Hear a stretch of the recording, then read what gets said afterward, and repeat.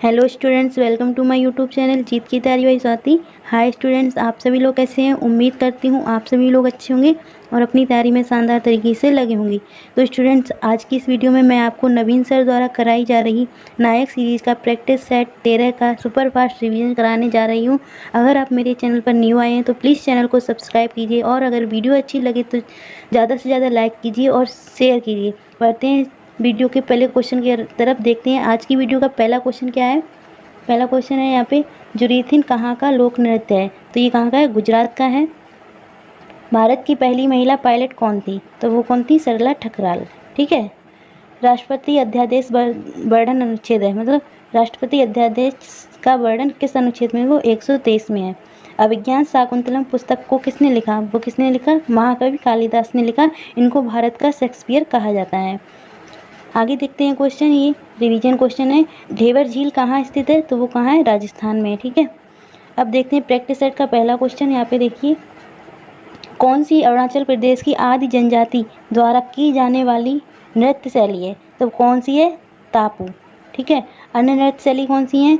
भुइया, इसको भैया भी बोलते हैं, बांचो, पोपिर, मुखौटा, लॉयन एंड पीक, वार्डोदच्छम और रिखम दाड़ा। ठीक है। ये कहाँ की नृत्य शैली है? ये है अरुणाचल प्रदेश की।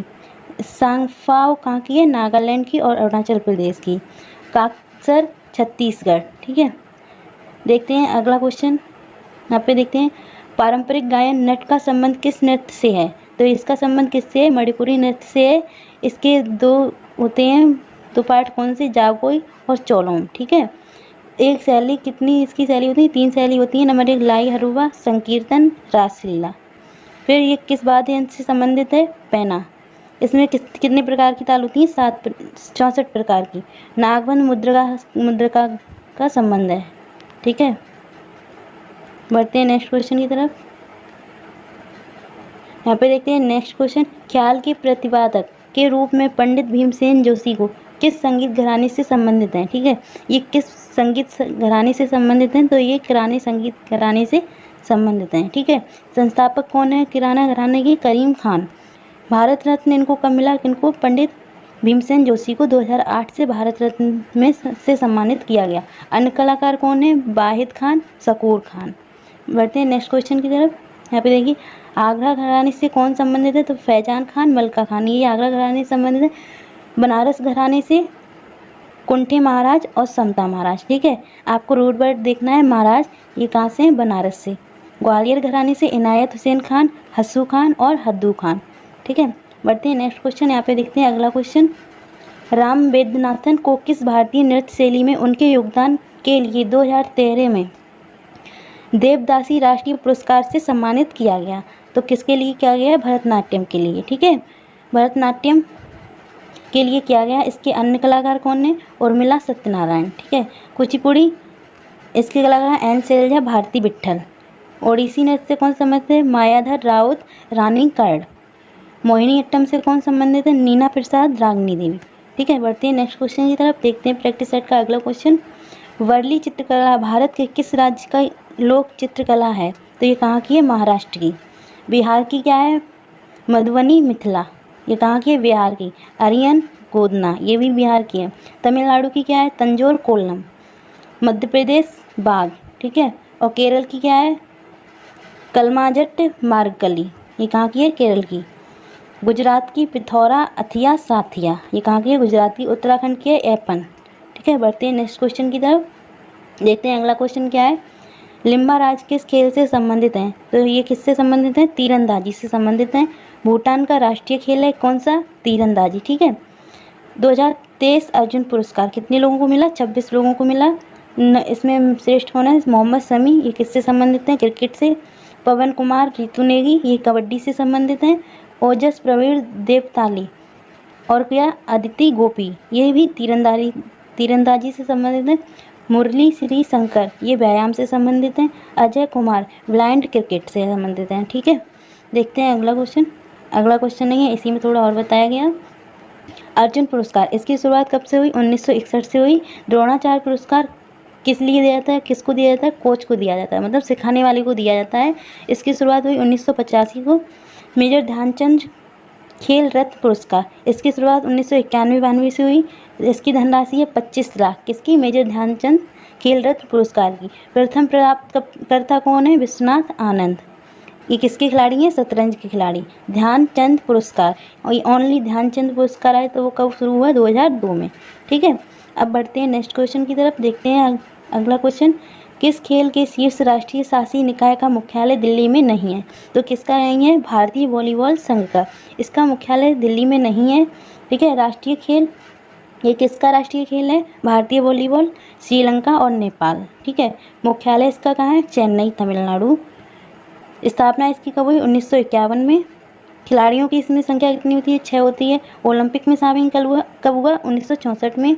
इसकी मैदान की लंबाई चौड़ाई होती है 18x9 मीटर, और समुद्र के किनारे पर, ठीक है, बीच पर इसकी चौड़ाई कितनी होती है? लंबाई चौड़ाई 16x8 मीटर।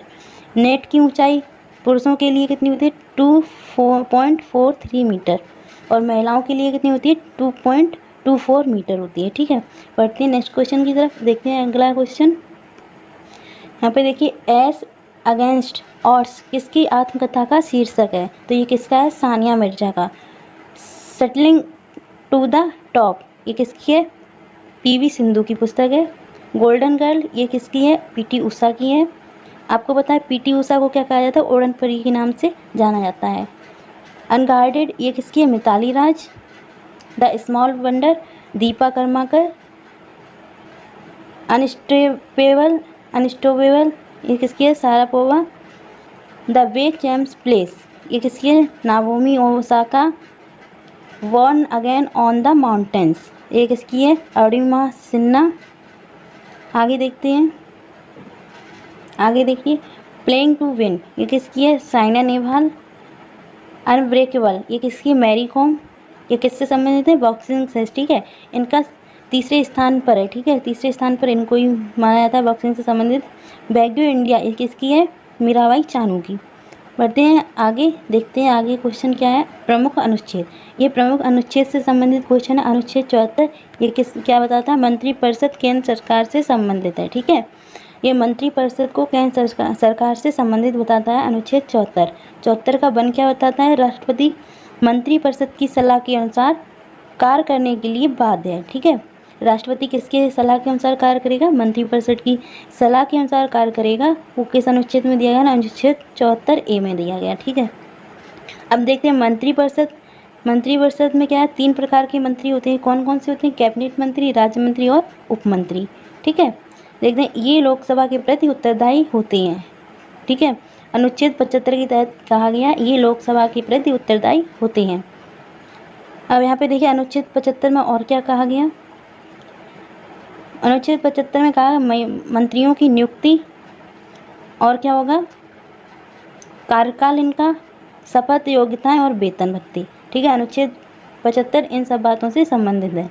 अब नोट में क्या लिखा है? मंत्रिपरिषद में मंत्रियों की कुल संख्या लोकसभा की कुल संख्या की 15% से अधिक नहीं हो सकती है।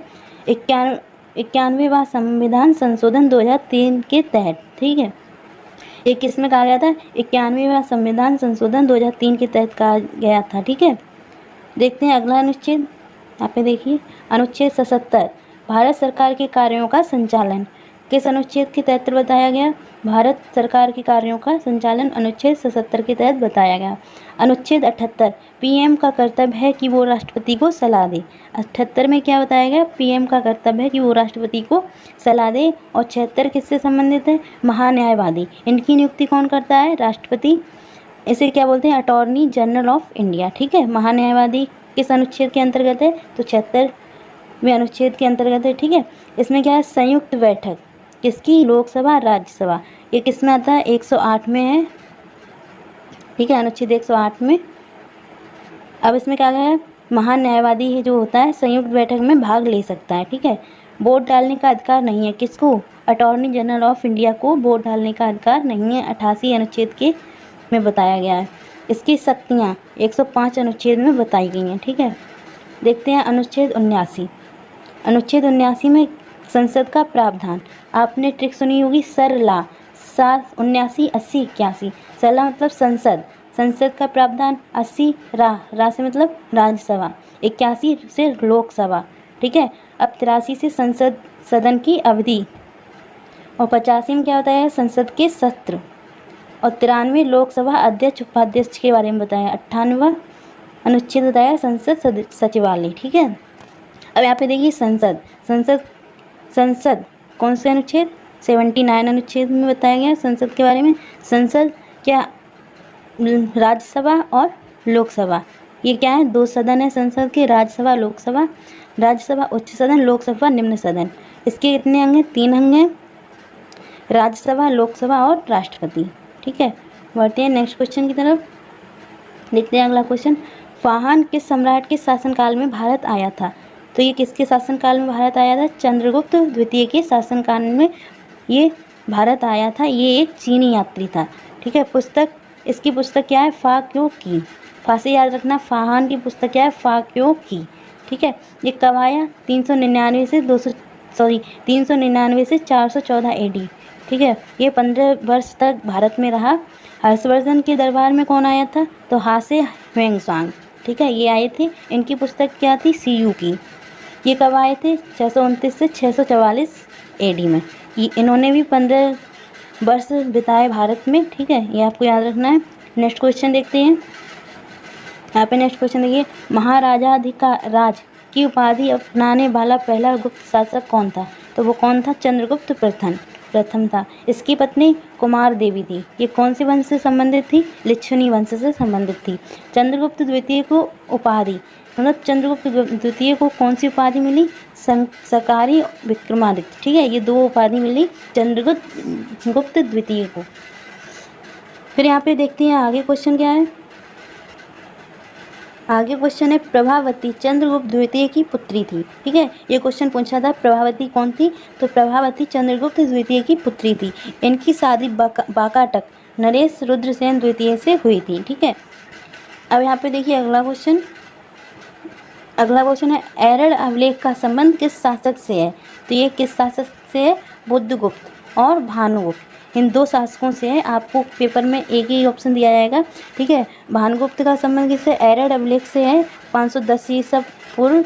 और यहाँ पे क्या हुआ, सती प्रथा के बारे में बताता है। एरड़ अभिलेख किसके बारे में बताता है, सती प्रथा के बारे में बताता है। ये किसके द्वारा लिखा हुआ है, भानुगुप्त द्वारा। ठीक है, झारखंड का सबसे ऊंचा शिखर कौन सा है, तो ये क्या है, पारसनाथ। ये कहाँ का है, झारखंड का सबसे ऊंचा शिखर है, वो क्या है, पारसनाथ।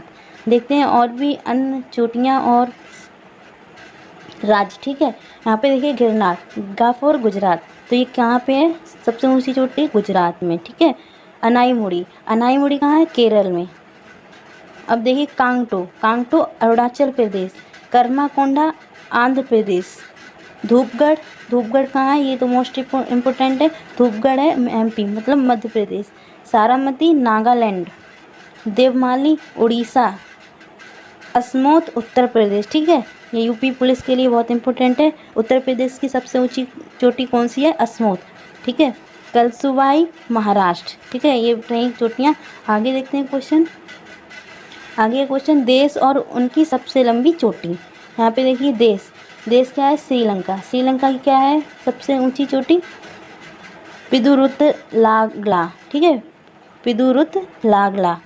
फिर यहाँ पे देखिए नेपाल की तो सबको ही पता है, माउंट एवरेस्ट है। चीन की है चुमुलंगमा। ठीक है, चुमुलंगमा कहाँ की है, चीन की। पाक की तिरमचीर, और भूटान की गगखर पुनसुम। म्यांमार खाकोवी राजू, बांग्लादेश केकराडोंग, अफ़गानिस्तान नौशाख। ठीक है, ये इन देशों की लंबी चोटियाँ हैं। अब देखते हैं अगला क्वेश्चन क्या है। अगला क्वेश्चन है, कुद्रेमुखी खान किस राज्य में स्थित हैं। तो ये कहाँ है, कर्नाटक में। कर्नाटक में ही कोलार और हट्टी की खाने हैं। ये किसकी खाने हैं, सोना। ठीक है, सोने की खाने हैं कोलार और हट्टी की खाने। छत्तीसगढ़ में और क्या है, छत्तीसगढ़ में बेलाडीला खान, और उड़ीसा में क्या है, बादला गोस महितानी, ये खाने हैं। ठीक है, 1991 में भारतीय रुपये अवमूल्यन कितने चरणों में किया गया था। तो ये कितने, 2 चरणों में किया गया था। नंबर 1 जुलाई 1991 और नंबर 2 3 जुलाई 1991 को। ठीक है, पहली बार अवमूल्यन कब किया गया था, पहली बार भारतीय रुपये का अवमूल्यन 1949 में और दूसरी बार 1966 में। बढ़ते हैं नेक्स्ट क्वेश्चन की तरफ। देखिए स्क्रीन पर अगला क्वेश्चन, 2017 से भारत के में वित्त मंत्री किस तारीख को देश के लिए बजट पेश करते हैं? तो वो कब करते हैं? 1 फरवरी को, ठीक है। अनुच्छेद 12 में क्या बताया? बजट के बारे में बताया गया। पहला बजट कब हुआ? 1860 में हुआ। किसके द्वारा? जेम्स विल्सन द्वारा प्रस्तुत किया गया। आज़ाद भारत का पहला बजट 1947 में सन्मुख सेठी द्वारा प्रस्तुत किया गया। पहला पेपरलेस बजट ये 2021-22 में प्रस्तुत किया गया। किसके द्वारा? निर्मला सीतारमण द्वारा, ठीक है। ये अभी हाल ही में किया गया था। नेक्स्ट क्वेश्चन देखते हैं।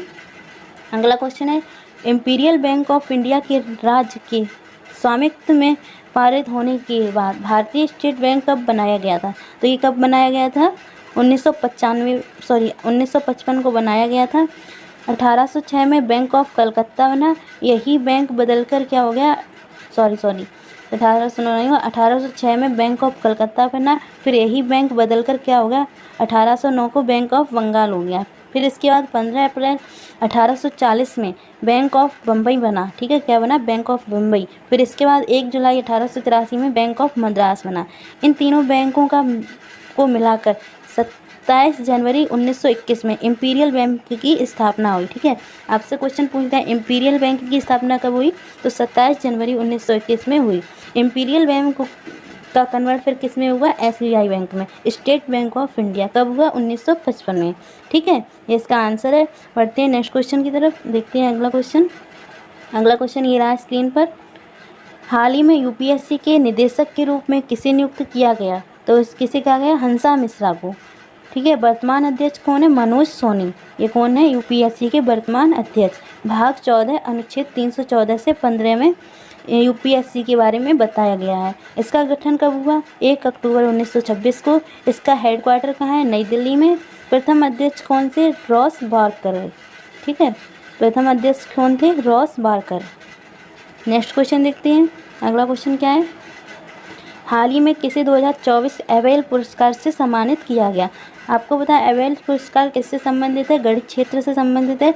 ये मिशेल टेलाग्रैंड को मिला। इसकी शुरुआत कब हुई? 2003 से हुई। और इस किस क्षेत्र में दिया जाता है? गणित के क्षेत्र में दिया जाता है। और यहाँ पर ये हाल ही में कहाँ बसंत त्यौहार शिग्मोत्सव मनाया गया है? तो वो कहाँ मनाया गया? गोवा में मनाया। ये करंट क्वेश्चन है। अब देखिए हाल ही में दुनिया के पहले ओम आकार के मंदिर का उद्घाटन कहाँ हुआ है? तो वो कहाँ हुआ है? राजस्थान में, ठीक है। तो स्टूडेंट्स आपको ये वीडियो कैसी लगी प्लीज़ कमेंट में बताना। और अगर वीडियो लगी तो ज़्यादा से ज़्यादा लाइक कीजिए और चैनल को सब्सक्राइब कीजिए और ज़्यादा से ज़्यादा शेयर कीजिए, जिससे कि और भी बच्चों को अपने नोट्स बनाने में आसानी हो। मिलते हैं अगली वीडियो में अगली नोट्स के साथ। तब तक के लिए स्वस्थ रहिए, मस्त रहिए, जिंदाबाद रहिए। धन्यवाद।